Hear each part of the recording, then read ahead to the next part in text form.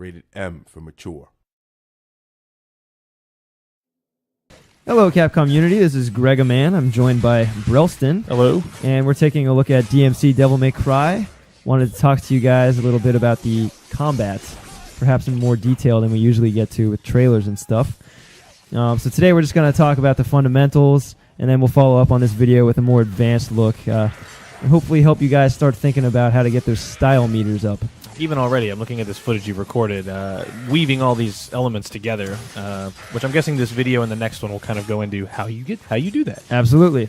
So yeah, you've got a lot of weapons in this game, and you'll actually ultimately have access to all of them at once, so you can switch amongst all your weapons anytime you want, and really chain together some beautiful, almost ballet-like combos.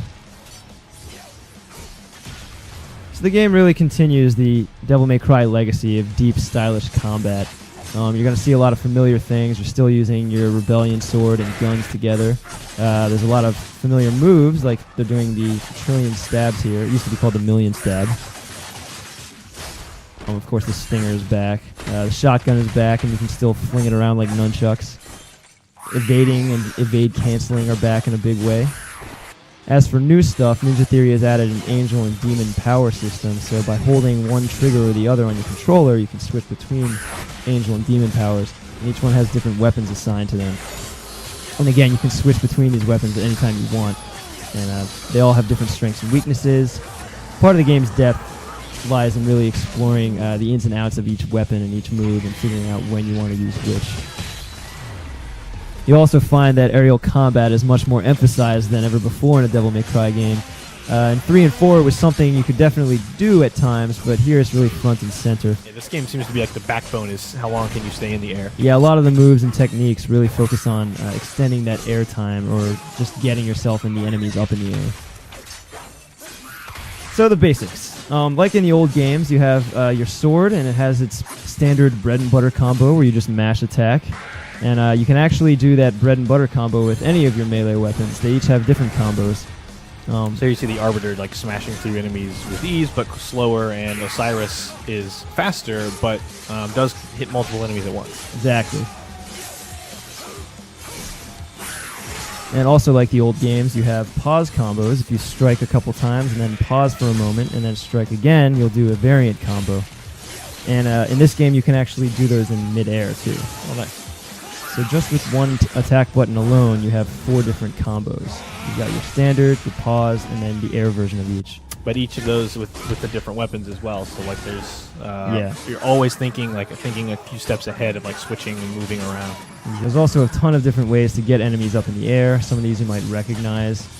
Some harder than others, some flashier than others. This one in particular takes very skillful timing. But once you get it, you can keep doing it and really rocket them way up in the air. And then bring them back down. So here we kind of see all of those moments kind of woven together. Using the different weapons, using demon and angel pulls to zip around. You can see how long he's staying in the air. I think in this whole clip he doesn't really touch the ground.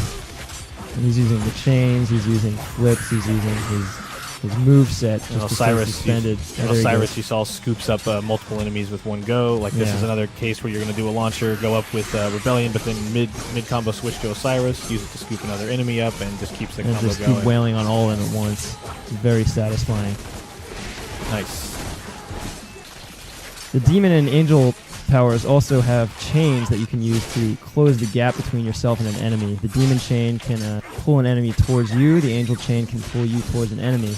And again, they have different applications. You know, there are different situations where you'd want to use one or the other. If you're surrounded, you might want to use the angel chain and zip out of there. If the enemies are far away, you can use the demon chain and pull them towards you. Like I was saying, evading is back. You also have the demon evade, which if timed properly gives you an attack boost, and the angel evade, which gives you this sort of teleport effect. I see that. You can also parry, and this is actually really cool. These are all contextual. Different enemies can be parried at different times in different ways.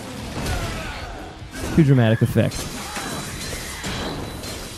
Even bosses can be parried on certain occasions, and it might even open up a new weakness.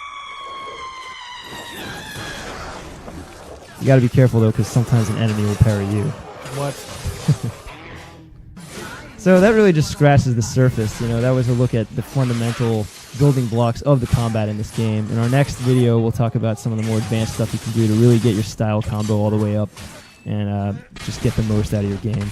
And so even if you've been playing with the demo for like the last week or so, there's still a lot more under the hood, weapons that aren't available, techniques that aren't quite available yet. The demo is just like a little taste, and we want to, just before the launch, give you a deeper dive into the game. Yeah, really give you a taste of just how deep the combat gets. See you next time.